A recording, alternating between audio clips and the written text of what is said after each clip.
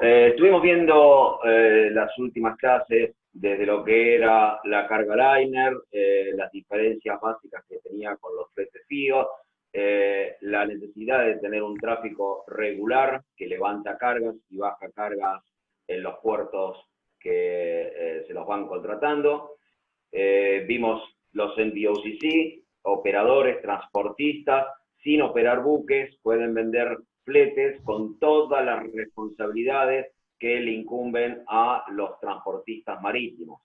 Vimos que a medida que el transporte marítimo de mercaderías por mar se iba incrementando, debido a las constantes pérdidas y averías en las cargas que no llegaban en forma conveniente a los puertos, se incrementaban el costo de los seguros, que se atentaba contra el normal desarrollo del tráfico marítimo, y entonces comenzó una carrera, un pasaje hacia esa limitación de la exoneración de los transportistas, que limitaba en cierta forma este concepto de la aventura marítima, es decir, podíamos comenzar un viaje, pero no sabíamos a ciencia cierta en qué condiciones podía llegar la carga o si ésta llegaba a los puertos, dado las constantes averías por tormenta, encalladuras, varaduras, hundimientos, colisiones, que en la época del comienzo, allá por fines del siglo XIX, comienzos del siglo XX, aparecían en los cargamentos. Vimos lo que ocurría en Estados Unidos con la Harper Act, que fue la primera que empezó a delimitar cuáles eran los motivos por el cual el transportista se podía sacar de encima esa responsabilidad por la falla en su trabajo de arribar con las cargas en tiempo y forma. Vimos que como primera medida el transportista, el armador, debía colocar a disposición para hacer el viaje un buque con todas las condiciones de seaworthiness y correctamente tripulado y manejado para comenzar el viaje. Pero esto no era suficiente, porque si de algo ocurría una vez hecha la zarpada del puerto de origen, volvíamos a estar en las mismas condiciones que estábamos antes. Así que con posterioridad apareció en Estados Unidos lo que se conoce como el Carriage of Goods by Sea Act, el acta de transporte por mar. En el Carriage of Goods by Sea Act, el COXA, como se lo conoce en Estados Unidos, gobierna, regula los derechos y responsabilidades entre carga, shippers, cargadores y los dueños de los buques respecto a el transporte de cargas por buque y la Convención Internacional relativa a los Bill of Lading.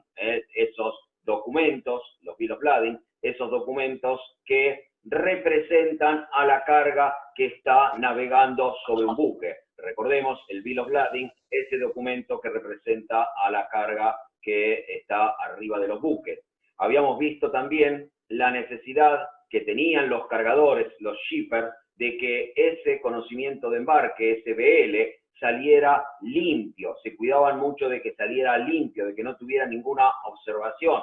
Recordemos que cualquier observación que era puesto por el tally clerk o el tallyman, el papelero, durante la carga de la mercadería en el buque, debería ser pasado tanto al recibo provisorio de embarque, con el cual finalmente la agencia marítima, en representación del transportista, en representación del armador, emitía los BL. Toda observación debería ser convenientemente pasada, con lo cual ese conocimiento de embarque resultaba finalmente en un conocimiento de embarque sucio u observado, como se lo conozco. Tengo un BL observado, tengo un BL sucio. Dijimos también que el armador debía darle oportunidad al shipper de reemplazar su carga observada por carga limpio que fuera 100% negociable por el 100% del valor original de la mercadería. Ahora, no lo dije el otro día, pero hay que tener en cuenta que pese que el shipper, al que el cargador no tuviera oportunidad de reemplazar su carga, poder hacer mediante lo que se conoce como una carta de garantía, una Warranty Act o un Warranty Document, el shipper puede asegurarle al armador que se va a hacer responsable por todos los reclamos que pudieran aparecer sobre su carga en el puerto de desembarco cuando finalmente esa mercadería llegara a su destino, para que esa carga finalmente dejara de tener observaciones. Esta carta de garantía, le digo por ejemplo, con ejemplos van a entenderlo mejor. Supongamos que estamos cargando carga refrigerada, suelta, que va en una bodega frigorífica de un buque, por ejemplo un buque reefer. Todavía la fruta, ciertas verduras, carne, países grandes exportadores de carne, por ejemplo, los buques reefer que van a San Antonio Este a llevar la manzana y la pera para Europa, los buques reefer que van a cargar al puerto de Campana, a Europort y a Rosario, a veces San Pedro, donde operábamos nosotros, con fruta del noroeste, la fruta del cítrico, el limón, que iba para Estados Unidos y también iba para Europa. Cuando a veces la temperatura con que llegaban esas cargas a los depósitos del puerto para ser embarcada en el buque no estaban en un todo de acuerdo a lo que se necesitaba, se le avisaba al shipper y una de dos, el shipper tenía oportunidad de o reemplazar esa mercadería que no estaba en temperatura por otra que sí estuviera, aceptar que estaba embarcando con baja temperatura, o sea, con temperatura alta, ¿no? No el nivel adecuado, con una temperatura más caliente de lo que debiera, aceptaba y que esa temperatura le fuera pasada al BL, con lo cual obtenía un BL sucio o observado, lo cual le disminuía la calidad de la mercadería en el puerto de descarga, o también podía, si no tenía otros pales de fruta para reemplazar a los que habían sido observados, podía emitir una carta de garantía haciéndose responsable por cualquier daño que pudiera venir contra el armador por la baja temperatura de embarque, porque obviamente si la temperatura que embarca la mercadería no está lo suficientemente bajo, es carne congelada o es fruta y viene ya con una temperatura inadecuada, lógicamente el buque le cuesta llevarla a temperatura lógica de transporte. A veces que el buque tiene la capacidad, hay veces que no. Hay veces que los contenedores, si no es carga suelta, a lo mejor en el contenedor. Cuando embarca el contenedor reefer, primero, el contenedor reefer, volvamos a lo que era la terminal portuaria. ¿Se acuerdan? Bueno, alguien tiene que transportar mercadería refrigerada, congelada, trozos de carne congelados deshuesados para Estados Unidos. Toda la carne para Estados Unidos va deshuesada por el tema de la fiebre aftosa. Así que toda carne congelada deshuesada. El shipper pide los contenedores a la línea marítima, tiene 10 contenedores reefer para exportar con carne a Estados Unidos, pide, necesito 10 contenedores reefer, recordemos, manda el aviso a la agencia marítima le avisa a la terminal portuaria, 10 contenedores reefer de 40 pies para este shipper, esos 10 contenedores reefer salen del MTI Yard, de la plazoleta de contenedores vacíos, van al PTI, se hace el pre-trip inspection durante 24 horas, a ver que los contenedores están adecuados, los equipos funcionan bien, baja la temperatura, no tiene fallas, no tiene alarmas el sistema del contenedor reefer, son entregados al camión del shipper, el camión del shipper sale, gate out, va al frigorífico, en el frigorífico son llenados, el frigorífico tiene que tener la adecuada o tiene el guarda de aduana y tiene un surveyor, un inspector que va a emitir el certificado del correcto estivado y trincado de la carga de las cajas de carne dentro del contenedor, el contenedor es cerrado, no le dan frío allá, porque la carne ya embarca refrigerada, pero en pocas horas está en la terminal portuaria, se ingresa a la terminal portuaria, lo manda a la plazoleta de exportación y obviamente en la plazoleta de exportación lo tiene que enchufar. correcto, lo enchufa y ya automáticamente tiene una primera apreciación de la temperatura con que embarcó la carga, correcto.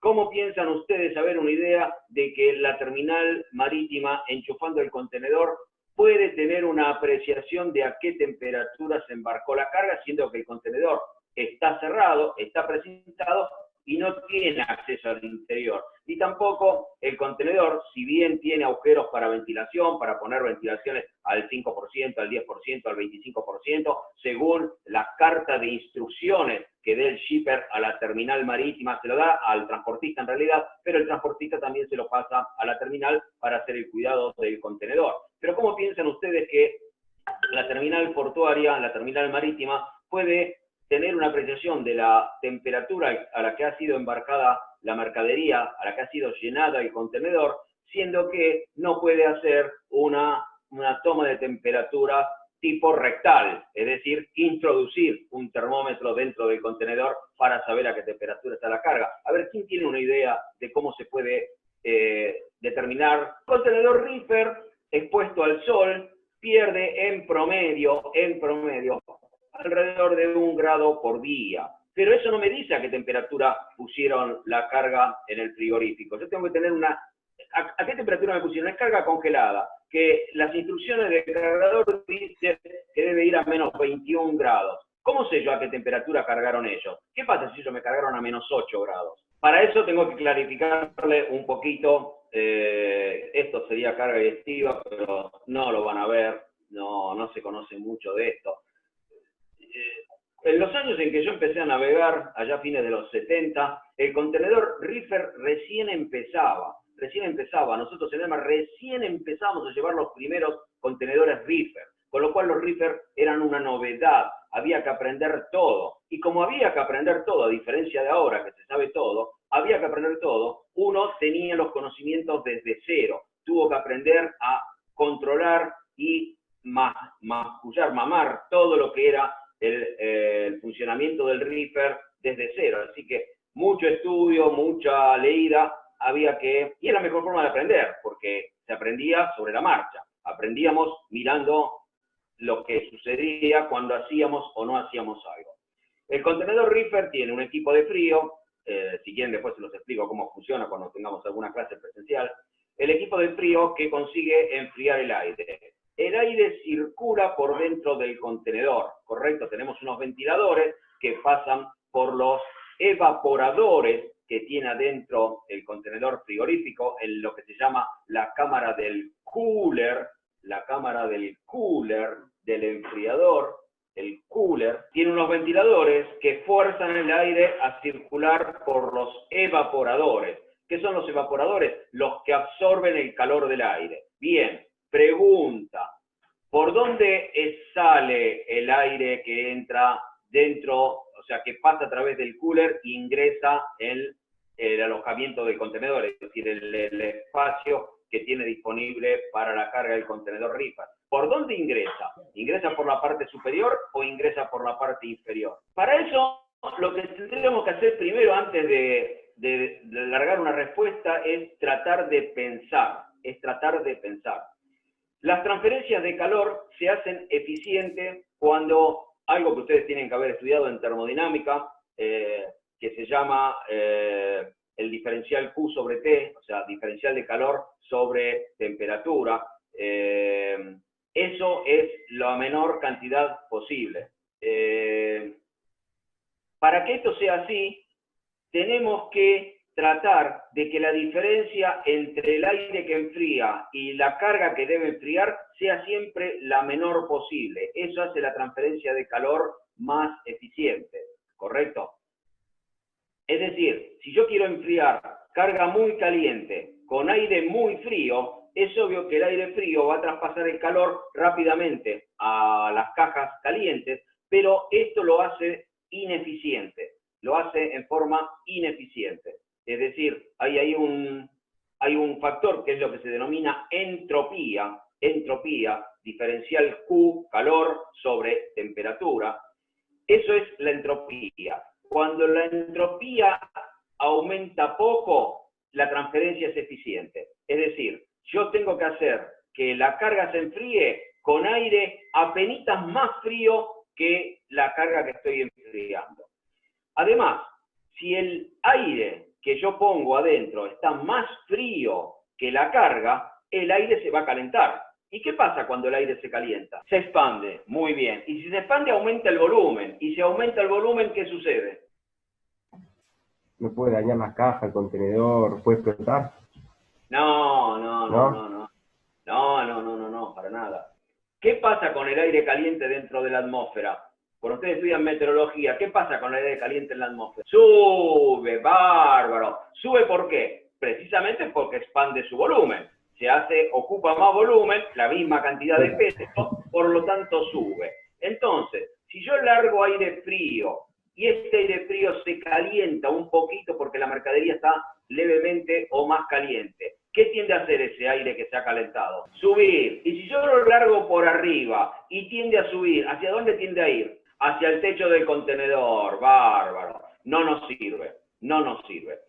Vamos rápido. Esto en las clases se los puedo explicar con diagramas, con todos los elementos, pero vamos rápido al resultado.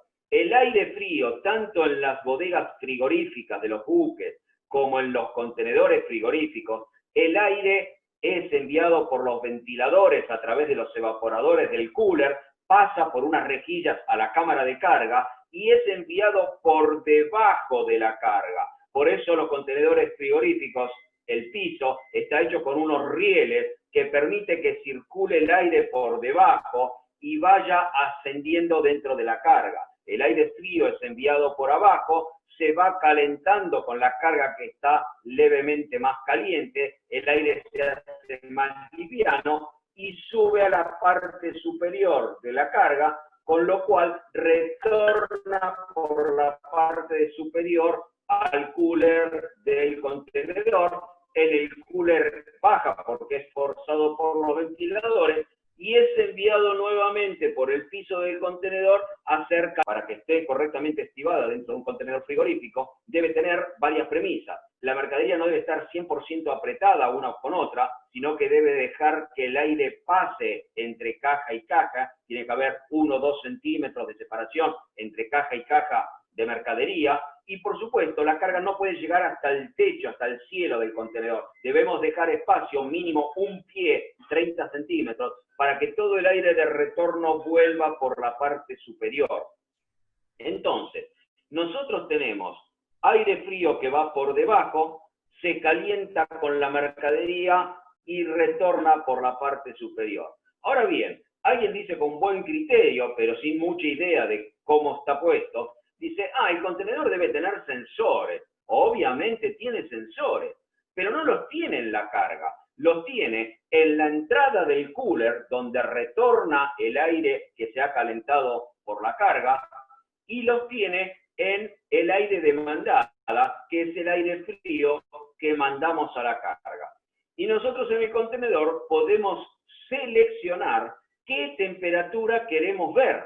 ¿Qué queremos ver? ¿Queremos ver la temperatura de aire de mandada o queremos ver la temperatura de aire de retorno? ¿Cuál piensan ustedes que es la que nos interesa en principio para saber la condición de la carga? El aire de retorno, porque la temperatura del aire de retorno me da una idea de a qué temperatura está la carga y por lo tanto a qué temperatura fue embarcada en el frigorífico fuera de nuestro control.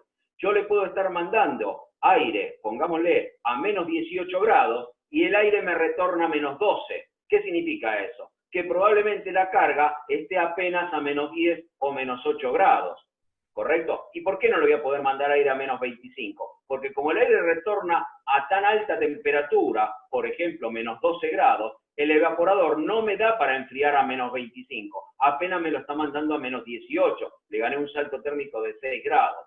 ¿Qué pasaría si yo pongo la temperatura del aire de envío a menos 25 y el de retorno me viene a menos 21? Probablemente la carga esté a unos menos 19, menos 18 grados, lo cual me permitirá hacer el transporte en condiciones de acuerdo a las cartas de instrucciones del transportista que me dice la mercadería ser enviada a 21 grados. Ahora, también tenemos otro problema. Esto es en la terminal mientras esperamos que llegue el buque. También tenemos otro problema.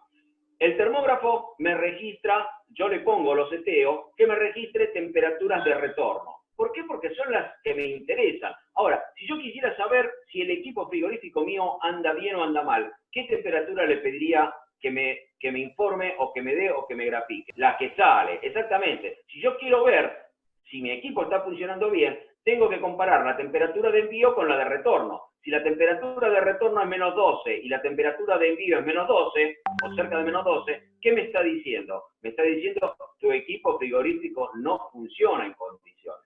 O me puede estar diciendo otra cosa. ¿Qué pasa cuando se embarca la carga en el frigorífico? Las cajas salen por una zorrita de la cámara frigorífica que hay en el depósito del matadero del frigorífico que está exportando la carga, tienen que pasar indefectiblemente por una parte donde hay atmósfera, este aire que tenemos acá, para ser finalmente llevadas adentro del contenedor.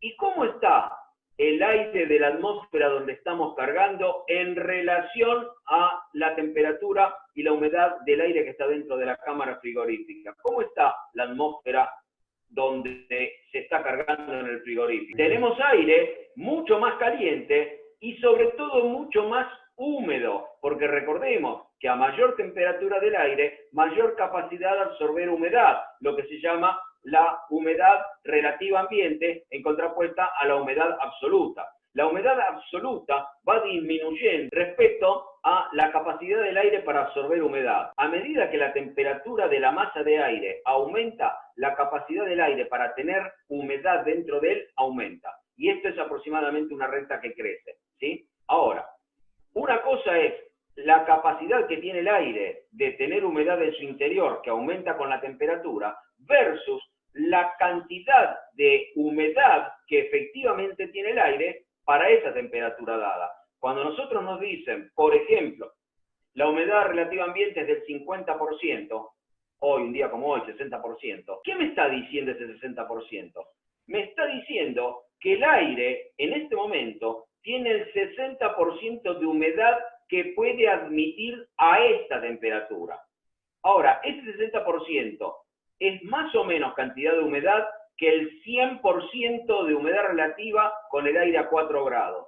Este 60% es mucha más humedad que el 100% del aire a 4 grados, porque el aire a 4 grados puede tener muy poca cantidad de humedad en su interior, pero tiene el 100% de lo que puede tener a esa temperatura. En cambio ahora tengo el 60% de lo que puede tener a 15 grados, pero es más humedad que el 100% a 4 grados. Esos conceptos los tienen que manejar claros si quieren manejar carga frigorífica.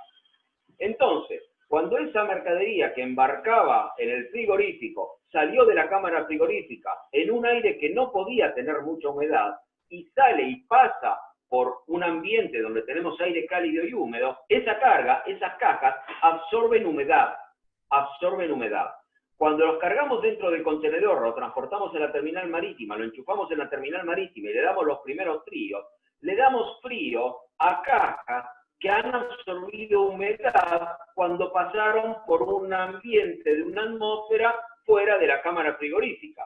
¿Y qué pasa con esa humedad que es absorbida por el aire que enviamos y forzamos a través de los evaporadores? Lo mandamos a la carga, se calienta el aire, va subiendo adentro del contenedor. ¿Qué hace ese aire? Al calentarse, tiene oportunidad de tener mayor humedad. Por lo tanto, absorbe esa humedad excedente que tiene la carga. Quiere decir que cuando el aire retorna al principio, viene cargado de humedad. Y esa humedad pasa dentro del cooler, se enfría por los evaporadores. ¿Y qué pasa cuando bajamos la temperatura del aire? Este aire ya no puede tener tanta cantidad de humedad. Por lo tanto, esa humedad se congela, se forma hielo sobre los evaporadores dentro del cooler. Y esto lo que hace, al formarse ese hielo sobre los evaporadores, hace que se congelen los evaporadores y por lo tanto ya no pueda pasar el aire. Cada vez se dificulta más el pasaje del aire que circula por dentro del contenedor, ingresa por la parte superior al cooler, pasa por los evaporadores, se congela, bloquea la serpentina y ya no puede seguir pasando el aire. ¿Esto qué hace? Hace que la temperatura no comience a bajar dentro del contenedor frigorífico. El contenedor frigorífico tiene lo que se llama un ciclo de descongelamiento automático. Es decir, cada tantas horas, y eso lo podemos setear dentro del contenedor. Cuando yo recibo el contenedor en la terminal portuaria o lo recibo a bordo, tengo que ir y fijarme cómo está seteado. A ver, ¿cada cuánto me está descongelando? Tengo varias opciones. A los contenedores viejos podía decir, mirá, descongelá cada hora, descongelá cada 2 horas, descongelá cada 6 horas, descongelá cada 12 horas, descongelá cada 24 horas. ¿Cómo vamos a usar ese seteo? En base a la humedad y la temperatura a la que va retornando desde la carga el aire frío. Entonces, hoy los contenedores nuevos, los últimos de última generación, el descongelamiento es automático, porque en base a los sensores y en base a los algoritmos que le cargamos a la CPU que maneja el contenedor frigorífico, este puede determinar cuándo se está congelando la humedad dentro de los evaporadores. Así que ellos van a descongelar en forma automática. ¿Descongelar qué significa? Hacer pasar calor por una serpentina eléctrica, por una resistencia eléctrica dentro de los evaporadores, derrite el agua que está congelada, el agua líquida cae y es extraída hacia el exterior del contenedor por un tubito que vamos a ver que gotea lo mismo que gotean los aire acondicionados cuando están enfriando.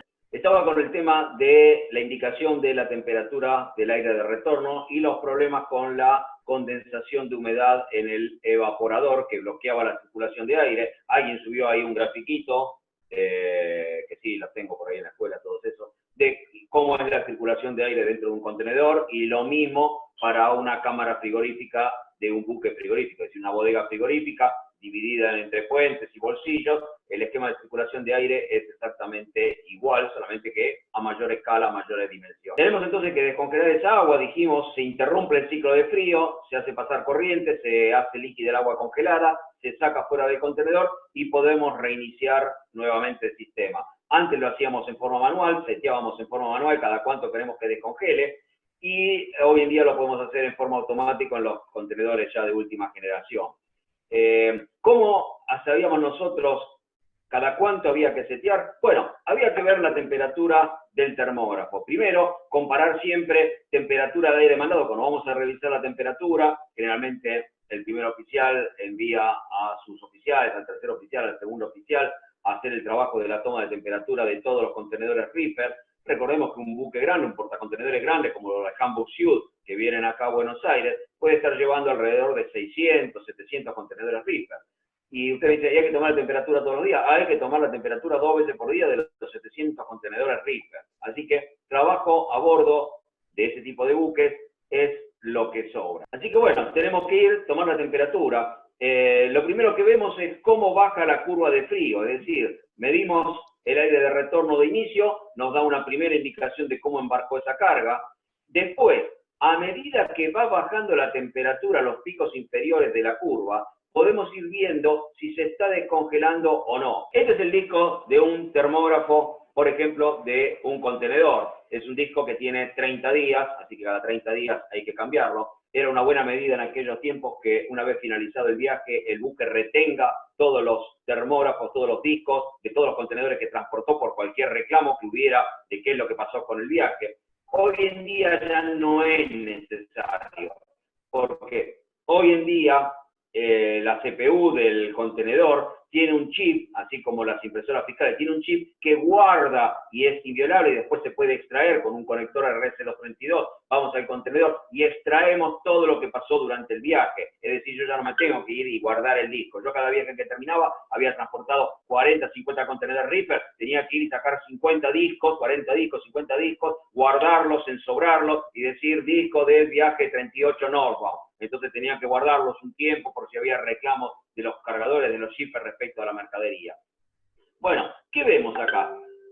Para entender lo que es el diagrama, vemos la curva de enfriamiento, la temperatura, baja hasta este cierto nivel, mantiene el frío, corta y el aire de retorno se empieza a calentar.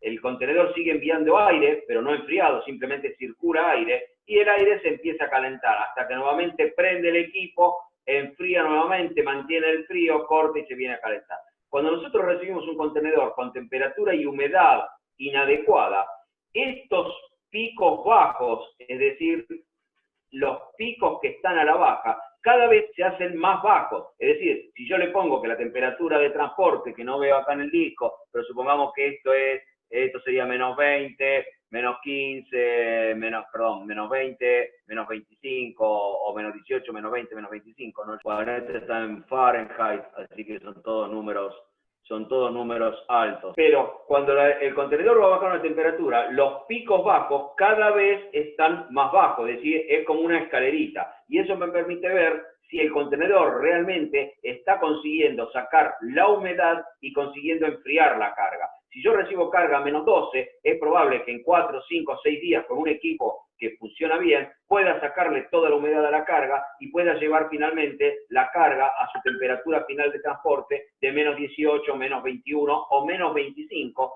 según la carta de instrucciones del shipper respecto a qué temperatura quiere que le envíen su carga. Esto es diferente. Si yo tengo que embarcar pescado en el puerto de Seattle, en algún puerto del sur que va para Europa, y el pescado lo tengo que poner a menos 25, nunca menos de menos 21. Así que tengo que llevarlo esa carga. Si voy a transportar carne congelada, con menos 18 es suficiente.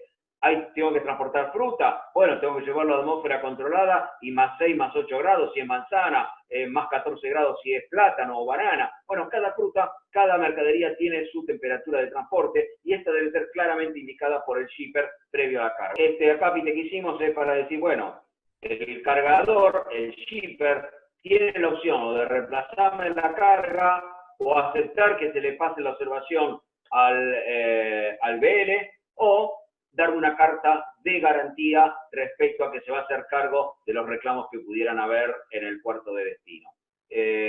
Bueno, volviendo a la limitación de la exoneración de las responsabilidades. Hasta que llegaron las reglas de la Haya, allá a comienzos del siglo. ¿Esto qué dice? Que el Congreso de Estados Unidos intenta proteger a los shippers, proteger a los cargadores respecto a esa exoneración de responsabilidad que tenían los transportistas. Y por cada paquete, por cada unidad de carga que tenían que hacerse cargo hasta 100 libras británicas, el Congreso lo eleva, recordemos, Estados Unidos se estaba emancipando de Inglaterra, así que cambia la moneda de las libras inglesas por los dólares americanos y lo eleva hasta 500 por paquete. Esto es lo mismo que cuando ustedes sacan un ticket aéreo, nadie se toma de leer la letra chica del pasaje cuando está impreso, sino si lo tenemos en e-ticket, tenemos que ir a la aerolínea y mirar, porque la IATA, la Sociedad Internacional de Agentes de Transporte Aéreo, también establece cuánto se debe resarcir a los pasajeros por las pérdidas que sufren durante el viaje. Es decir, hoy en día, hasta hace poco, por lo menos que tuve algún problema, si la línea aérea te pierde una valija que fue para otro destino y nunca la retornan, no consiguen ubicarla y qué sé yo, ellos te resarcen hasta $50 por bulto perdido. $50 por bulto perdido. Pero vos le podés decir a la aerolínea, pero yo ahí adentro llevaba $150 en ropa de qué sé yo, de Dolce & Gabbana, qué sé yo, lo que sea, pero bueno, la aerolínea te da $50 por cada valija perdida. Y acá los transportistas si había un reclamo, debían resarcir hasta $500 por package, por bulto. For goods not shipped in package per customary freight and unit. Es decir, si el bulto no era embarcado en paquetes por la unidad usual de carga transportada. Es decir, si la unidad usual, en vez de ser cajas para esa época, en vez de ser bolsas, en vez de ser paquetes, ese tipo de carga se medía por tonelada, bueno, $500 por cada tonelada de flete transportado. ¿Qué estableció las reglas de la Haya que vamos a comenzar a ver? Bueno, estas reglas de la Haya lo que empezaron a hacer en beneficio de toda la comunidad de transporte marítimo, porque no era que iba en contra de los armadores, sino que iba a favor de todo el transporte marítimo. Si los transportistas pierden dinero y las aseguradoras pierden dinero y los shippers pierden dinero, es evidente que esto no se puede desarrollar convenientemente. Para que una mesa esté bien sostenida, una mesa de 3 patas, deben tener las 3 patas bien firmes y todos obtener ventaja. Si alguno de ellos prima por sobre el otro, si los transportistas, los carriers, los transportistas marinos son los que se salvan por no pagar daños a la carga, los que se perjudican son los shippers y las aseguradoras, ¿correcto? Si en cambio el transportista tiene que pagar todas las averías de las cargas en beneficio de los shippers, bueno, los shippers no se ven perjudicados por las averías, los seguros no tienen que pagar, pero los armadores, los transportistas van a la quiebra porque tienen que pagar todo. Así que todas estas reglas lo que tienden es a mantener un saludable equilibrio entre responsabilidad del transportista y responsabilidad y cumplimiento de los shippers. Así que acá aclara en la segunda parte, limitación de la responsabilidad de carga no embarcada en unidades, por ejemplo, cargas de otro tipo de unidades. Bueno, establece lo que ya hablamos la vez pasada, unidades de medida, etcétera, etcétera, manteniendo los montos que establece esta acta de transporte de mercaderías por mar. Así que finalmente llegamos hasta el año 1924, donde en la ciudad de Bruselas se firman las reglas de La Haya. Es así, no me pregunten por qué las reglas de La Haya las firmaron en Bruselas, pero es así. ¿Qué establecían estas reglas de La Haya? Bueno, en principio tiene su artículo primero un montón de definiciones, que es el transportador, el carrier, comprende el propietario del buque o el fletador, puede ser que el buque esté en time charter, quien forma parte de un contrato de transporte con un cargador o un shipper. Contrato de transporte se refiere únicamente al contrato de transporte documentado por un conocimiento de embarque o cualquier documento de título similar. Recordemos que en las cargas liner,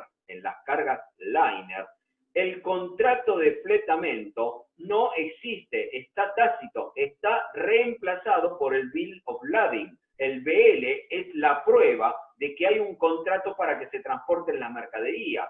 Recordemos que en los Voyage Charters no era así. En los Voyage Charters teníamos un contrato para el transporte de mercadería, que era el Charter Party, con todas sus cláusulas.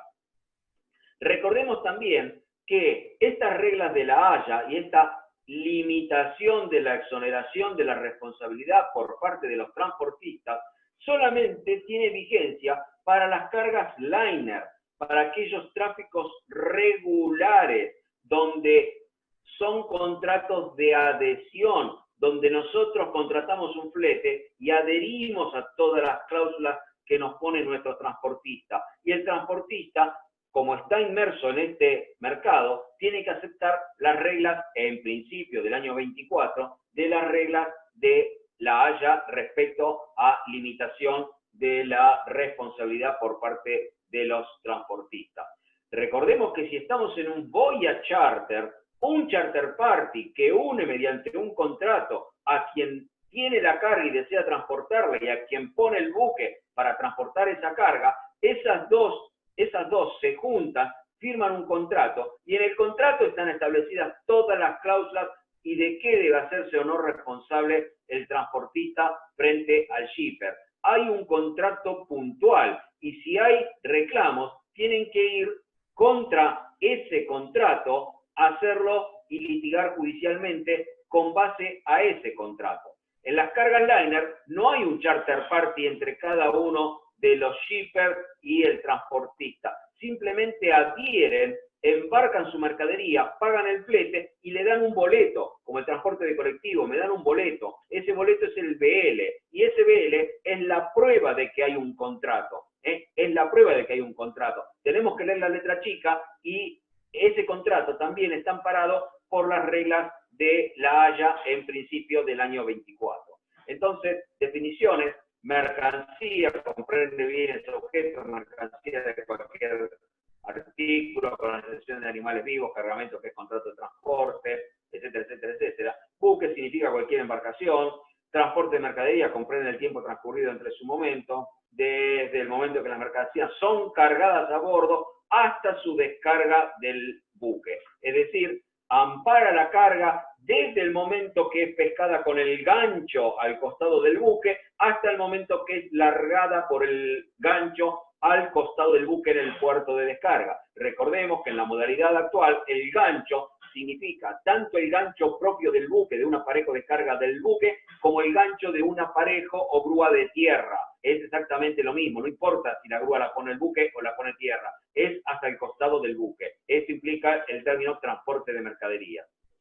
Artículo 2, esto, bueno, yo se los paso y después lo van leyendo. Artículo 3, el transportista está obligado antes y al comienzo del viaje a ejercer una diligencia razonable para, pongamos atención en esto, está obligado antes y al comienzo del viaje, es decir, está hablando de qué tiene que proveer el transportista para iniciar el viaje. ¿Qué debe proveer el transportista? El armador, el fletador de un buque en time charter, debe poner el buque en condiciones de navegabilidad, es decir, tiene que darle seaworthiness, dotar de tripulación, equipar y abastecer el buque adecuadamente, preparar y poner en buen estado las bodegas, las cámaras frigoríficas, todos los demás lugares del buque que se transportan mercancías en forma satisfactoria y segura para su recepción, transporte y conservación. Es decir, todos los lugares que tiene el buque disponible para el transporte de mercadería que paga flete. Atentos, ¿por qué digo mercadería que paga flete? Porque hay cierta mercadería que no paga flete. Por ejemplo, todo lo que los correos oficiales de cada uno de los países donde toca puerto el buque pueden embarcar mercadería y esa mercadería no paga flete, es decir, siempre que no sea mercadería que es comerciable. ¿A qué me refiero?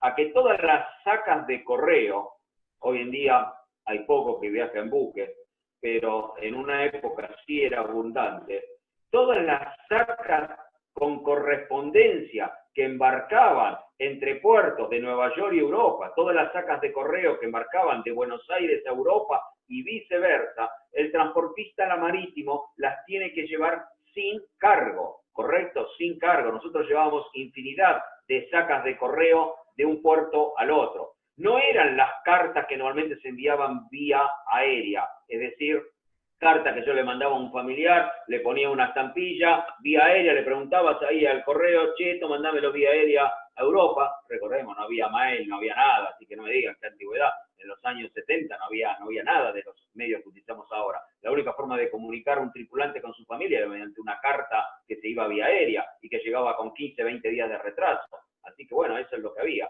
Esas cartas iban vía aérea, pero hay otro montón de cosas que se enviaban por correo, sobres con documentación, documentación de aseguradora. Bueno, todo eso comprobaban un montón de sacas de correo que los transportistas marítimos están obligados a llevar sin cargo, sin pago de flete. Así que los buques tenían lockers. Locker es un espacio habilitado a tal efecto que se podía cerrar y precintar, donde se llevaban las sacas de correo que embarcábamos en todos los puertos. Así que, retomando acá, preparar y poner el buque en buen estado las bodegas, cámaras frigoríficas y todos los espacios destinados al transporte de mercadería que pague flete, en forma satisfactoria y segura para recepción, transporte y conservación de la mercadería.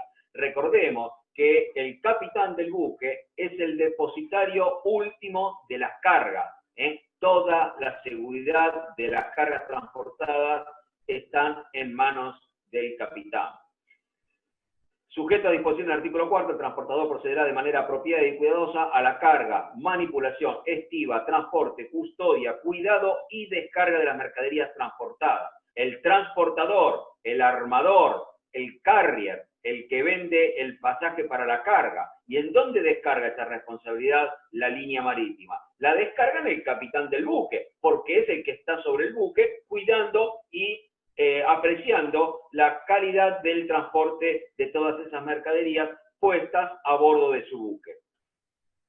Después de haber recibido y tomado a su cargo las mercancías, el transportador o el capitán o la agente del transportador deberá, a pedido del cargador, expedir al cargador un conocimiento de embarque que refleje, entre otras cosas, hablamos, tiene que emitir un BL, un conocimiento de embarque, un conocimiento de la carga, para que ese documento la represente durante el transporte marítimo. Ese BL debe contener las marcas principales necesarias para la identificación de las mercancías, tal como han sido proporcionadas por escrito por el cargador, antes de que comience la carga de esa misma mercadería, siempre que esas marcas estén estampadas o aparezcan claramente de otra manera sobre las mercancías, no embaladas, o sobre las cajas o embalajes dentro de los cuales está contenida la mercancía, de tal manera que deberían normalmente quedar legibles hasta el fin del viaje.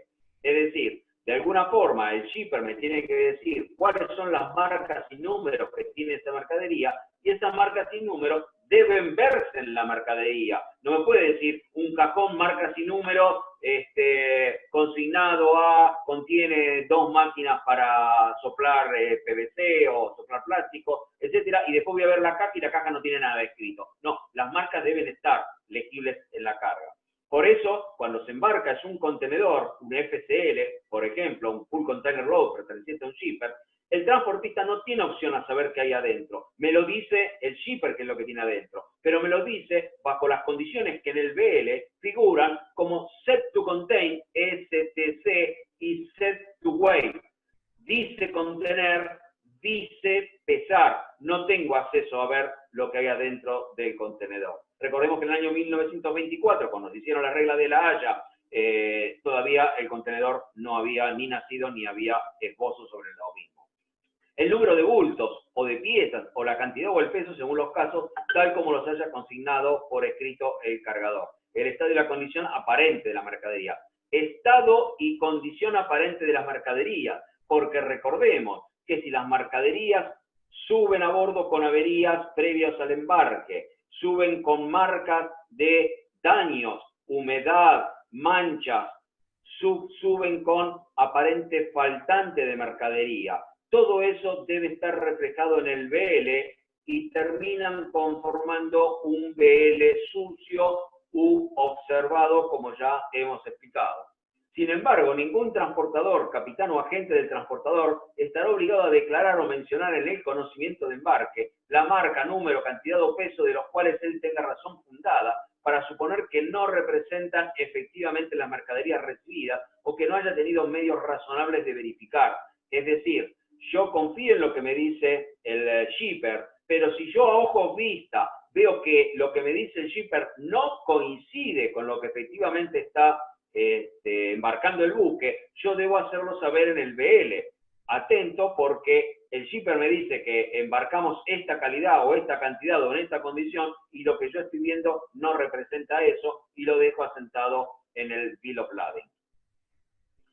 Dicho conocimiento de embarque será una presunción, salvo prueba en contrario, del recibo por parte del transportador de las mercancías tales como están descritas en el mismo acuerdo en el párrafo 3A que vimos más adelante. Es decir, es la presunción, es lo que representa a esa carga tal cual está escrita en SBL.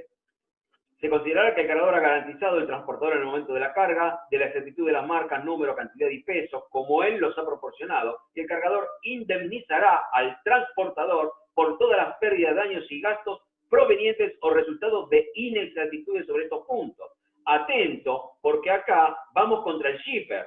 Si vos, shipper, me diste mal lo que estamos embarcando, me declaraste mal la cantidad, me declaraste mal las marcas, me declaraste mal el número, y eso me trae un problema de un reclamo por parte del recibidor, del consignatario, del importador en el puerto de destino. Todos esos reclamos que vengan contra mí, yo te los voy a trasladar a vos por haberme dado mal la cantidad y la declaración de la carga que me estás embarcando. Punto 6. A menos que la notificación de pérdida o daño y la naturaleza de dicha pérdida o daño sea efectuada por escrito al transportista o su agente en el puerto de descarga, antes o durante el retiro de la mercadería a disposición de la persona que por razón del contrato de transporte tiene derecho a la entrega de la mercancía, o si la pérdida o daño no fuera aparente en el término de 3 días, ese retiro será, hasta prueba en contrario, una presunción de que las mercancías han sido entregadas por el transportista como están descritas en el conocimiento. Es decir, una vez desembarcadas y recibidas por parte del consignatario, el recibidor, 3 días tiene para hacerme reclamo. Pasados los 3 días, hay presunción cierta de que ha sido recibida la mercadería en condiciones adecuadas. Esto era el año 1924. Hoy en día, recordemos, un contenedor se recibe, pasa 5 días, hasta 5 días en la plazoleta de importación, puede pasar más pagando extra costos, pero no se abre un contenedor y no se chequean las cosas hasta mucho tiempo después. Así que todo esto hoy en día ha cambiado y los plazos se han extendido mucho más.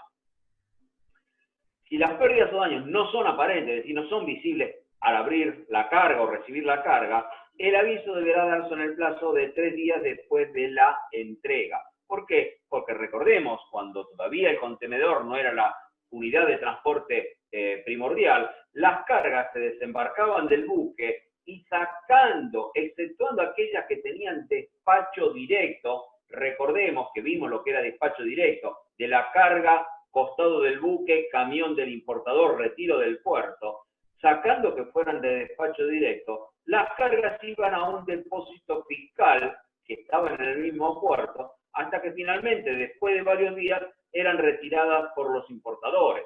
Así que pasaban los 3 días a partir del momento de la entrega. El buque ya se podía haber ido 10 días antes. Pasó 10 días en el depósito, se entrega después de 10 días. Ese plazo corre a partir de la entrega, porque hasta ese momento estaban en custodia fiscal.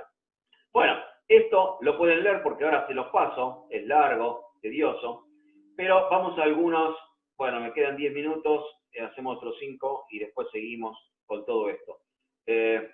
Los actos, ¿qué causas hacían que el transportador no se hiciera responsable de las averías? Estamos en el año 24, esto no es lo que rige ahora, salvo para algunas naciones, como vamos a ver un poco más adelante. Ni el transportador ni el buque serán responsables por pérdidas o daños que surjan o resulten de los actos, negligencia o falta del capitán marinero práctico o los empleados del transportador en la navegación o en el manejo del buque. En el año 24, con las reglas de la Haya, el transportista, el carrier, la línea marítima, podía decir, señores, el buque se hundió porque el capitán no dirigió bien la navegación del buque. Y eso era suficiente para exonerar la responsabilidad del transportista. El transportista que decía, la culpa no es mía, yo te vendí el pasaje para la carga, te di el BL, pero la culpa no es mía. La culpa es del capitán que no hizo una correcta diligencia de la navegación en el buque. Estamos en el año 24.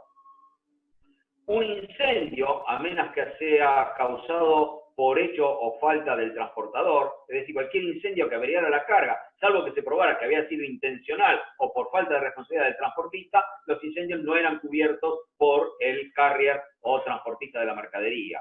Peligros, riesgos o accidentes de mar de otras aguas navegables, actos fortuitos, hechos de guerra, actos de enemigos públicos, arresto o coacción por soberana autoridades o pueblo o embarco oficial, restricción por cuarentena, muy actual en los días de hoy, acto o omisión del cargador o propietario de las mercancías de su agente o representante, huelgas o lockouts de paros o trabas puestas al trabajo provenientes de cualquier causa que sea parcial o general, motines o tumultos civiles, salvamento o tentativa de salvamento de vidas o de bienes en el mar, disminución en volumen o peso o cualquier otra pérdida o daño originada en un defecto inherente, naturaleza especial o vicio propio de la cosa, insuficiencia en el embalaje, insuficiencia o imperfección en las marcas, defectos latentes no descubiertos por el ejercicio de una diligencia razonable, cualquier otra causa que no provenga de un acto o culpa del transportador o de un acto o culpa de los agentes o empleados del transportador, pero la carga de la prueba recaerá sobre la persona que reclame el beneficio de esta excepción, quien deberá comprobar que ni la culpa del personal, ni el acto del transportador, ni la culpa del personal, ni el acto del transportador han contribuido a la pérdida o al daño. Es decir, bajo todos estos puntos, el carrier, el transportista, nuestro contratante, porque si somos oficiales o capitán de un buque, nuestro contratante se podía exonerar de esa responsabilidad, es decir, no se hacía cargo de las pérdidas, daños, averías o faltantes en las cargas transportadas. El cargador no será responsable de las pérdidas o daños sufridos por el transportador o el buque que provengan o resulten de cualquier causa que no haya que no haya acto, culpa o negligencia del cargador, sus agentes o sus empleados. Es decir, si la carga provocaba un daño al buque, por ejemplo, la mercadería se incendiaba sola por autoignición durante el transporte de la mercadería, y esto le hacía daños al buque, es decir, si incendiaba el buque y le hacía un daño, el shipper tampoco era responsable, salvo que se probara que el shipper había omitido algo en sus responsabilidades de proveer la mercadería. Por ejemplo, voy a un ejemplo burdo, si la carga a transportar es algodón, pero el shipper dice, mirá, no es algodón, ¿sabes qué? Son unas telas raras, orientales, qué sé yo. Ahora después, el algodón se incendia durante el viaje y se incendia el buque, ¿no es cierto? Si el transportista dice, mirá, el shipper me dijo que eran telas y resultó que era algodón y se incendió. ¿Quién es responsable de las pérdidas del buque? Va a ser el shipper, porque un acto u omisión del shipper respecto a la declaración de la carga fue erróneo y malicioso. ¿Correcto? Ahora, si el shipper declaraba en el año 24, señores, la carga es algodón, el buque sabe que es algodón con sus riesgos, el algodón se incendia y daña el buque, no puede probarse que el shipper haya actuado con mala fe, porque el shipper declaró correctamente su carga e hizo todo lo que estaba al alcance para que el transporte sea bien. Quien ha omitido alguna responsabilidad en el cuidado de la carga fue el buque respecto al algodón húmedo. Esto para ponerlo en ejemplo. Bueno, esto tiene que ver con lo que estaba arriba. Ningún cambio de la ruta para salvar o tratar de salvar vidas o bienes en el mar, ni ninguna desviación razonable, serán consideradas como una infracción o incumplimiento de estas reglas o del contrato de transporte, y el transportador no será responsable de ninguna pérdida o daño que resulte de ello. Es decir, si yo voy a hacer asistencia y salvamento, voy a tratar de salvar un buque que está por encallarse, y resulta que mi buque termina encallado y averiado, y por lo tanto averío, daños, cargas que estaba transportando en mi buque, vamos a ver después que hay un poquito de complejidad en el tema, pero en principio se dañó mi buque porque yo estaba tratando de salvar vidas y cargas en el mar, y por lo tanto yo no voy a ser responsable de los daños que aparecieron en mi buque por tratar de salvar otras cargas y sobre todo vida en el mar. Esto tiene que quedar claro. El transportador y el buque no serán responsables en ningún caso de las pérdidas o daños causados a la mercadería o concernientes a la misma por una suma que no exhiba para aquellos años de 100 libras esterlinas por bulto o unidad, o el equivalente de esa suma en otra moneda, a no ser que la naturaleza y el valor de esta mercadería hayan sido declarados. Recordemos, si yo estoy declarando que estoy transportando un contenedor con oro, no pueden resarcirme con 100 libras esterlinas por bulto o unidad. Esto, recordemos que estamos hablando recién del año 20. Tienen que saber lo básico de qué son las reglas de la Haya, para qué sirven, qué contemplan, cuáles son las principales causas de exoneración de la limitación de las responsabilidades. Ahora bien, este protocolo, que se firmó en la Haya en el año 1924, fue sometido a la firma y aceptación de todos los países integrantes de la comunidad dentro del transporte marítimo. Es así que fue firmado por los principales países europeos, fue firmado por los Estados Unidos, Canadá y el resto de los países sudamericanos, que tardaron años en ir firmando y aceptando este protocolo. Por lo cual, hasta el día de hoy sigue siendo así, que este protocolo de las reglas de la Haya del 24, solamente tiene vigencia entre países que hayan firmado este protocolo. Si un país no ha firmado, es decir, hay un transporte internacional de mercadería entre un país que firmó el protocolo del 24 y otro país que no firmó ninguno, no se pueden aplicar las reglas de la Haya del 24. Habrá que ir a una disputa legal para saber hasta dónde se admite la responsabilidad por parte del transportista. Otro punto de suma importancia, las reglas de la Haya y todas las subsecuentes que vamos a ver que la han ido reemplazando, solamente sirve para tráficos de transporte internacional de mercaderías, donde estén involucrados por lo menos dos países. Tráfico internacional de mercadería. Las reglas de la Haya no se pueden aplicar si hay un transporte interno de un país. Es decir, si yo estoy transportando mercadería por buque desde Buenos Aires a Rosario en barcazas, no son aplicables las reglas de la Haya, por más que Argentina firmó las reglas de la Haya del 24. ¿Por qué? Porque es un tráfico interno no es un tráfico internacional y por lo tanto no se pueden aplicar las reglas de la Haya. Hay que ir a las reglas que están en el Código de Comercio interno de nuestro país, porque es un tránsito interno de cada país. Lo mismo, si hay un tráfico de mercaderías que va por barcaza desde Frankfurt, no, desde Bonn, que está al costado del Rin, hasta Hamburgo, ese tráfico interno no está sometido a las reglas de la Haya, porque es un tráfico interno de mercadería. Recién cuando haya un tráfico internacional, donde al menos estén involucrados dos países, habrá que ver si esos dos países han firmado. Si lo han firmado, son aplicables las reglas de la Haya. Una serie de enmiendas en el valor del monto a resarcir, cómo se pagaban las sumas, etcétera, etcétera, cómo se determinaban algunas cargas. Este anexo, amendment, estas enmiendas al protocolo de 1924, finalmente es aceptado por todos los que habían firmado la del año 24 y finalmente se pone en vigencia, y a partir del año 1968 se las conoce como las reglas de la Haya-Visby. Pero en lo sustancial no tuvo grandes diferencias con lo que fueron las del 24.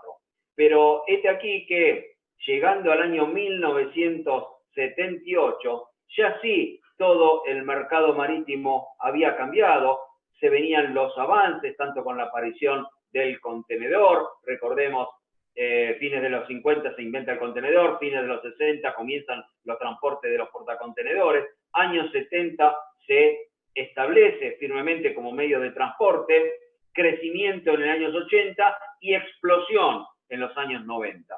Explosión de transporte de contenedores me refiero, ¿no es cierto? Así que, llegado el año 1978, ya la tecnología marítima había avanzado, ya no era frecuente que se perdieran tantos barcos en navegación marítima, habían pasado los riesgos de guerra, la piratería había descendido a niveles insignificantes para aquellos años, así que finalmente se hace toda una nueva convención y ahora sí se deja de lado totalmente las reglas de la Haya-Visby para hacer todo un nuevo protocolo que se lo conoce como las reglas de Hamburgo del 78, obviamente porque fueron en el año 1978.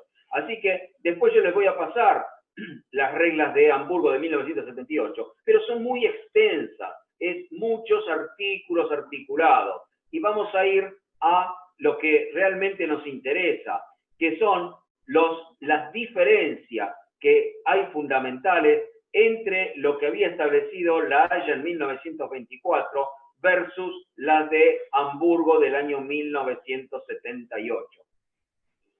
Entonces, estas reglas, y para ir a lo que vamos a ver ahora, pero lo que nos interesa a nosotros como empleados de los transportistas marítimos, es que, a diferencia del año 1924, donde el carrier, donde el transportista marítimo debía asegurar la calidad de su buque e idoneidad de la tripulación, el correcto pertrechado y aprovisionado del buque, previo a la carga y previo a la zarpada del puerto de origen, ahora, en las reglas de Hamburgo del año 78, todas estas condiciones no solamente debían ser cumplidos previo a la zarpada del puerto de origen, sino que el armador estaba obligado a mantener todas estas condiciones durante todo el tránsito marítimo. Ya no alcanzaba con que las cumpliera solamente para poder zarpar. Ahora debía cumplirlas para poder zarpar y además mantenerlas durante todo el tránsito marítimo hasta el puerto de destino, lo cual ahora hacía que el carrier del transportista no se pudiera exonerar de esa responsabilidad, diciendo que lo que había sucedido luego de la zarpada. No, señor. Ahora usted está obligado como transportista a mantener las condiciones de seguridad de su buque previo a la zarpada y durante todo el transporte marítimo. Esta es la principal, el meollo de la cuestión. Lógicamente, hubo un montón de cosas que hubieron que ponerse al día, ya desde el año 68 con la última reforma hasta el año 78, en 10 años cambió mucho el transporte marítimo, los barcos progresaron tanto en tamaño como en seguridad, como en sus condiciones del cuidado de las cargas. Así que este nuevo protocolo de Hamburgo del 78 vino a reemplazar a lo que estaba establecido por las reglas del año 24. Ahora, ¿qué pasó? Estas reglas del año 78 entraban en vigencia cuando una masa crítica de países firmaran. No es que se firmó el protocolo del año 78 y ya todos los países tenían que hacerse cargo de lo que decían las reglas del 78. Se dieron, como todos los protocolos que manejaba la OMI, en aquellos días la IMCO, la OMI recordemos que antes era la IMCO, se había dado un plazo de 10 años para que los países firmantes del protocolo de la OMI, de la IMCO en aquellos días, aceptaran estas reglas de Hamburgo del año 1978, con lo cual entrarían en vigencia en 1988, como así sucedió. Ahora, resulta que muchos países no terminaron nunca de firmar las reglas de Hamburgo del año 78. Y aunque parezca mentira, entre esos países, nosotros, Argentina, nunca firmamos las reglas de Hamburgo del 78. ¿Qué pasaba? Pasaba entonces que había un cúmulo de naciones que habían firmado las del 24, otro grupo de naciones que firmaron las del 78, pero que no habían firmado, no siguieron firmando, quedándose con las del 24, no firmaron las del 78. ¿Qué pasaba cuando se daba un tránsito marítimo entre un país que firmó las del 78 y acató, y otro país que no firmó las del 78, pero sí había firmado las del 24? Bueno, había que dirimir las cuestiones en base a las reglas últimas que se hubieran firmado. Es decir, si un país exportador firmó las del 24 pero no las del 78, y un país importador firmó las del 78 y por supuesto también había firmado las del 24, estas controversias no se podían resolver bajo las reglas o protocolo de Hamburgo del 78, sino que había que resolverlo bajo las reglas y protocolos de Bruselas, lo que se había firmado en Bruselas, las reglas de la Haya-Visby del 2468 con las modificaciones de Visby del año 1968. Esto tiene que quedar claro, porque cuando vamos a ver qué países firmaron las del 78, primero cuáles firmaron las del 24, cuáles firmaron las del 78, y después vamos a ver que hay otras posteriores, vamos a ver que todos los países de lo que se considera el primer mundo, toda Europa, Estados Unidos, Canadá, Japón, todos ellos firmaron las reglas de Hamburgo del 78. Y los países periféricos, llámese Sudamérica, los países de África, no, en su mayor parte, no fueron firmando las del 78. Algunos sí, luego de muchos años, luego de 20, 25 años, han aceptado las reglas de Hamburgo del 78, pero muchos otros todavía se quedaron con las reglas del 24. Así que hoy en día en nuestro mundo tenemos un cúmulo de naciones del primer mundo que han aceptado las de Hamburgo del 78, otra gran mayoría que tiene firmadas las del 24, pero vamos a ver que luego de las reglas de Hamburgo del 78, vinieron unas nuevas reglas que se las conoce como las reglas de Rotterdam. Las reglas de Rotterdam. Antes de entrar en las reglas de Rotterdam, que siguen siendo muy cuestionadas, vamos a ver que, entonces yo les paso este documento después, que es qué diferencias básicas hubo entre las de la Haya del 24 y las de Hamburgo del 78, donde establecido un examen de qué dicen unas y qué dicen otras, vamos a encontrar que, amén de la forma de mencionar las reglas, de ayornar muchas en cuanto a los montos, en cuanto a las unidades, las reglas de Hamburgo establecían que ahora el transportista debe mantener toda esa condición de seguridad de su buque durante todo el transporte marítimo.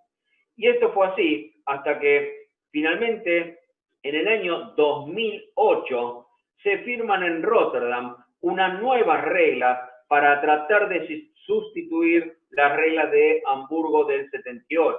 Y a estas se las conocen como reglas de Rotterdam, las reglas de Rotterdam de 2008.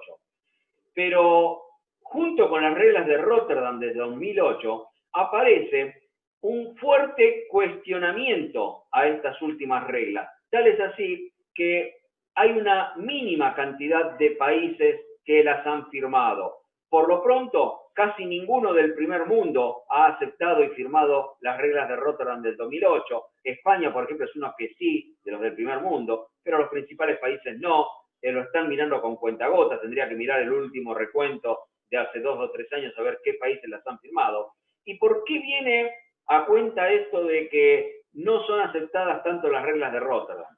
El primer motivo es porque da de baja, da de lleno en contra de esa institución ampliamente aceptada de la aventura marítima. Las reglas de Rotterdam sacan de foco la aventura marítima. Ahora ya no, ni se la menciona, ya no tiene en cuenta que salir a la mar con carga y un buque es una aventura donde no se sabe si el buque llega o no en condiciones. Dijimos que esta controversia que subió y apareció con las reglas de Rotterdam tenía que ver con esta principal diferencia que es sacar de foco la aventura marítima.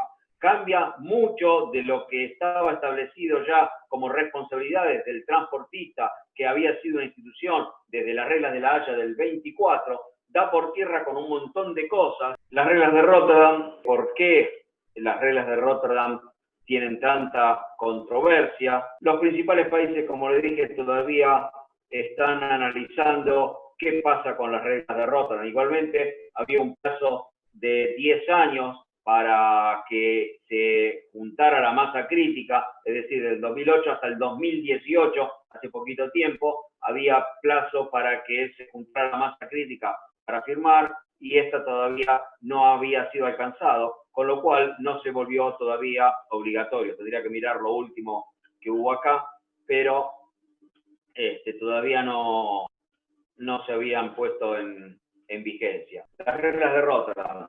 El convenio establece un régimen legal uniforme por el cual se regulan los derechos y obligaciones de cargadores y transportistas y destinatarios sujetos a un contrato de transporte puerta a puerta, siempre y cuando comprenda un tramo internacional por vía marítima. ¿Qué hizo Rotterdam, a diferencia de lo que veníamos hasta las reglas de Hamburgo del 78?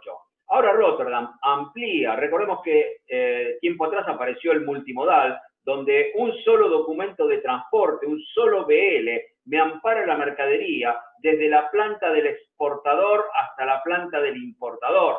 Un solo documento me ampara todos los diferentes tránsitos, donde puede haber una pierna marítima, pero puede haber una pierna de ferrocarril o transporte camionero por ruta. Entonces, ahora el BL, las reglas de Rotterdam, amparan esas nuevas condiciones del BL.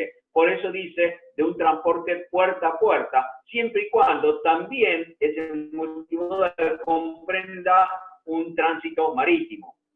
Ya amplió, ya no es lo mismo que era antes.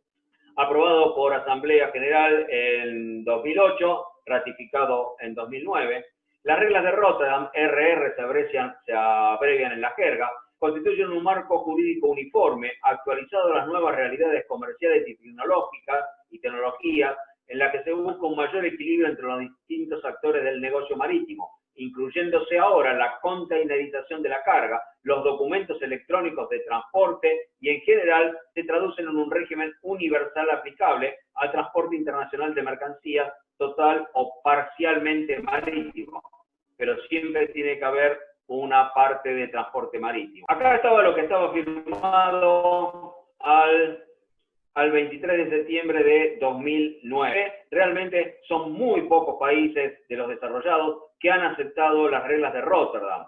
Muchos países periféricos, Armenia, Camerún, Congo, Dinamarca del primer mundo, Madagascar, Nigeria, Noruega, España, que fue uno de los primeros que había firmado, Estados Unidos, que lo ratificó al principio de la década del año 2000, Francia, Gabón, Ghana, Grecia, Guinea, Países Bajos, Polonia, Senegal, Suiza y Togo. Realmente muy pocos países de los que son dedicados al transporte marítimo. Firmas posteriores fueron Níger y Malí, totalmente países periféricos. ¿Cuál es el núcleo? Bueno, el tráfico marítimo internacional pasó en todo ese tiempo de 2.500 millones de toneladas en el año 70, base de las reglas de Hamburgo del 78, a 6.400 millones de toneladas en el año 2005.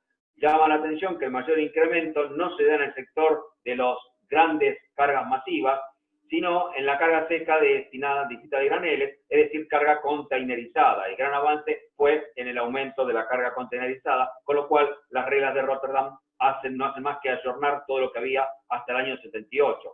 Recordemos para que no metan la pata, si es un voyage charter reglado, regulado por un charter party, que es un contrato entre dos partes, todo lo que diga el contrato es válido y no tienen injerencia las reglas de Rotterdam, ni las de la Haya Bibi del 68, ni las de Hamburgo del 78, porque esas reglas van a estar en base a las cláusulas que tenga ese charter party que vincula al shipper con el carrier. Eso les tiene que quedar claro. Esto es para tráfico regular, para tráfico de línea. Solo se aplicarán al tráfico regular, no al transporte ocasional como es un voyage charter. Expresamente quedan excluidos los contratos de fletamento, así como otros contratos de utilización de la nave o de espacios a bordo. Slot charter o flete de espacio. Ya vamos a ver lo que es el slot charter. El lugar de la recepción y el lugar de la entrega deben estar ubicados en estados diferentes. Recordemos, tráfico internacional de mercadería no sirve para tránsito interno de mercadería. Y que el puerto de carga y el puerto de descarga de un transporte marítimo estén ubicados en estados diferentes, siempre y cuando el lugar de recepción o el puerto de carga o el puerto de descarga o el lugar de la entrega está en un estado contratante. Es decir, son aplicables entre dos países si por lo menos ese país haya firmado las reglas de Rotterdam. Contiene muchas definiciones, varias de ellas un tanto confusas, tienen mucha controversia todavía. Algunas como por ejemplo parte ejecutante marítima, cargador documentario, parte controladora, incluyen a más actores dentro del esquema de transporte y específicamente en lo atinente a la responsabilidad en la parte dedicada al transporte. El transportador debe recibir las mercancías y llevarlas a destino y entregarlas al destinatario. Su responsabilidad inicia cuando recibe la mercancía y termina cuando la entrega. Queda exonerado si el daño no es imputable a su culpa y tiene cerca de 30 causales. Recordemos que antes cuando habíamos visto las reglas de la Haya Bibi, las causales de exoneración eran pocas, pero ahora esto se ha ampliado a más de 30 causales de exoneración de responsabilidad por parte del transportista. Las responsabilidades del cargador, del shipper, de quien entrega la mercadería son: el cargador deberá, salvo pacto en contrario, entregar al transportista las mercancías preparadas para su transporte marítimo. Debe facilitar toda la información relativa a la mercancía para la elaboración del contrato y la emisión de los documentos de transporte. El documento de transporte, BL, Bill of Lading.